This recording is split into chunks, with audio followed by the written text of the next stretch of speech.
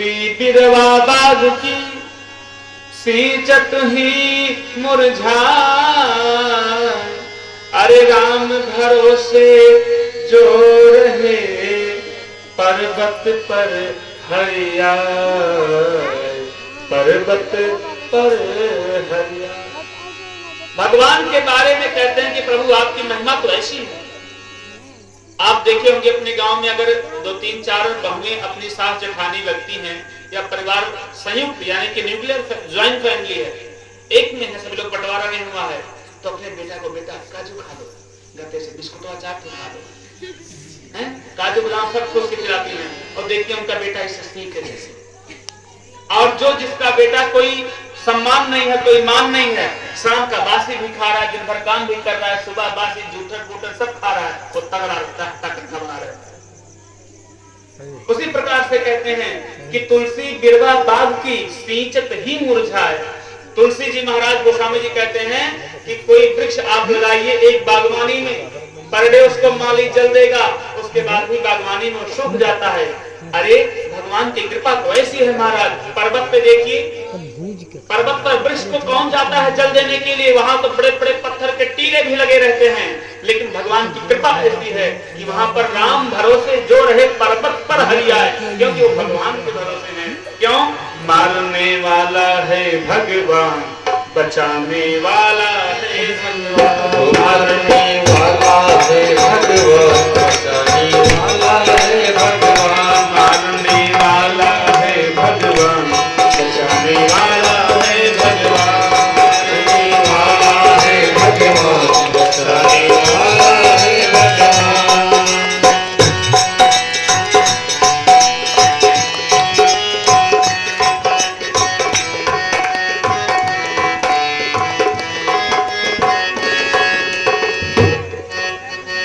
12 अप्रैल 1914 में, कितना है डेट?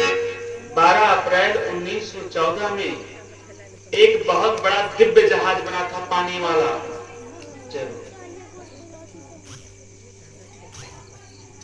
हमारे भैया जी की तरफ से 51 रुपए का रजिस्टर अर्पित हुआ। सब लोग ताली बजा दीजिए, आराम से मीठी ताली बजाइएगा। और भगवान इनका बिजनेस बढ़िया सेवार्थी आदमी बेचारे।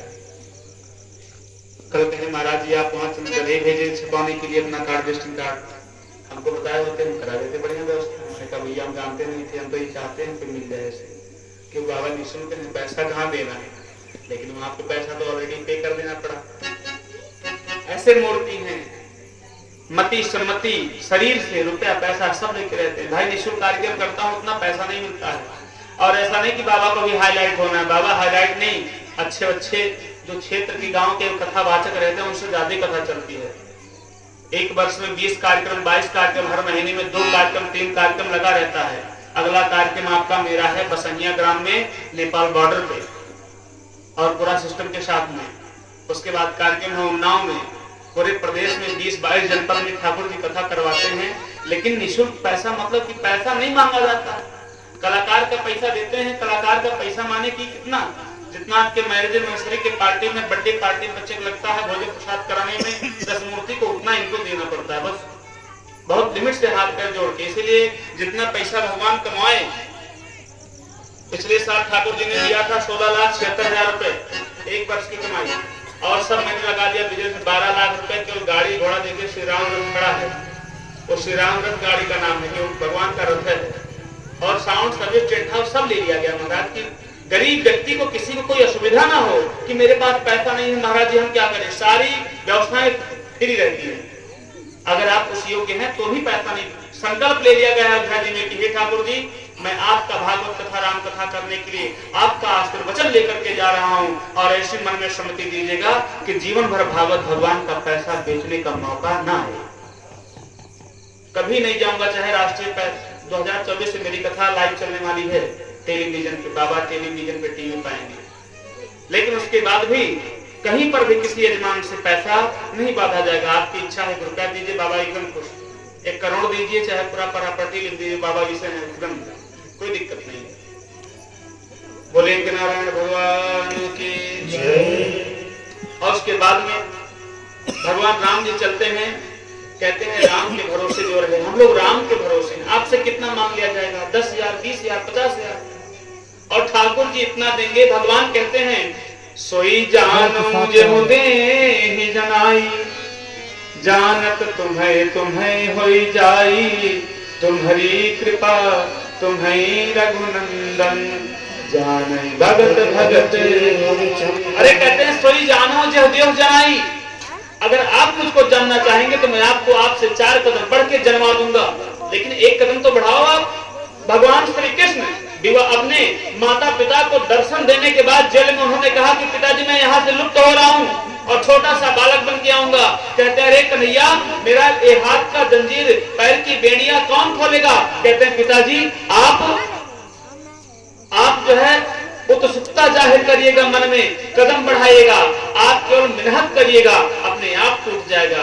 अपने पिता को भी भगवान ने ये उपदेश दे करके गया है, तो कम से कम मुझे कर्म तो करना चाहिए था, क्योंकि कहा गया है कर्म प्रधान विश्व कर राखा, जो जस करै सो तस फल चाखा। कर्म प्रधान विश्व कर राखा, जो जस करें सो तस फल चाखा। अगर आपके भाग में लिखा है डीएम हो जाएंगे, आईएएस, लेकिन अगर आप कर्म नहीं करेंगे तो चपरासी सफाई कर्मियों नहीं हो पाएंगे। और अगर आपके भाग में लिखा है कि नौकरी नहीं, आप भंगी नहीं बन पाएंगे, लेकिन अगर कर्म करते रहेंगे, कर्म को प्रधान मान करके और अपने अटल विश्वास पे आप चलते रहेंगे, तो एक दिन आप डीएम भी बन सकते हैं महाराज। इसीलिए कहा गया शास्त्र में कर्म प्रधान विश्व कर राखा। हाँ, आप भाग्य को तब मानिएगा जब उसके प्रकार से आप मेहनत करिएगा। ये नहीं कि आप जो भाग्य भरोसे मेरे भाग्य में होगा तो ठाकुर जी मेरे मुंह में आके डाल देंगे, अंदर से दरवाजा खिड़की बंद करके कहिए भगवान अगर मुझे मानते होंगे तो भोजन लाके मेरे सामने देंगे। अरे भगवान कहते हैं मूर्ख आदमी कहीं का, अब इससे बड़ी तुम्हारे जीवन में कृपा भगवान और क्या करेंगे? इतना सुंदर शरीर, इतना बढ़िया नेत्र, हाथ पैर सब कुछ दे दिए हैं भगवान ने, और क्या चाहिए आपको? करोड़ों की प्रॉपर्टी तो आपके शरीर में है। भगवान कहते हैं उद्धत करिए, कर्म करिए, कर्म करेंगे तो उसका फल देने वाला मैं हूं। ये विश्वास से आप कर्म करते रहिए। ठाकुर जी महाराज आगे बढ़ते हैं, कहते हैं हर्षी चले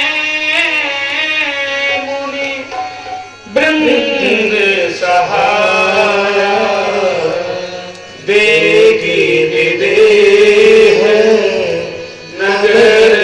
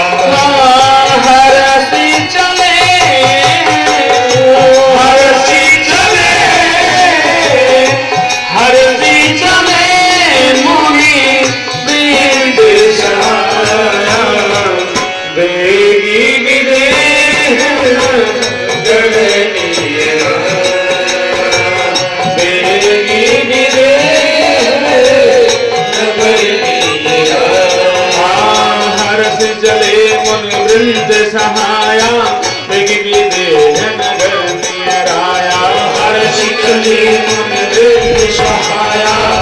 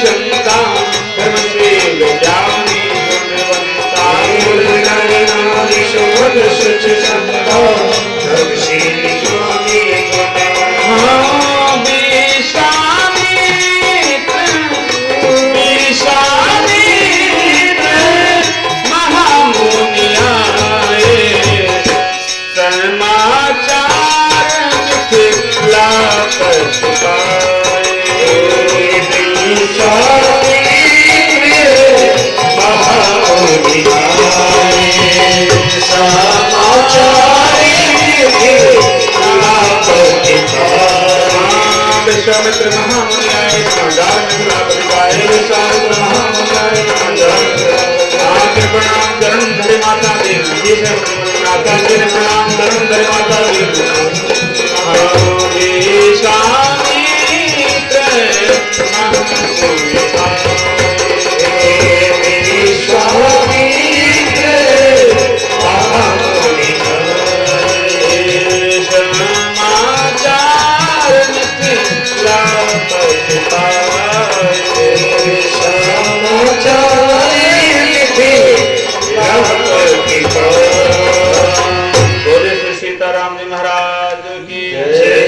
कहते हैं महाराज हर्ष चले मुन वृंद सहाया मुनि माने वृंद मन में एकदम मुस्कुराते हुए चल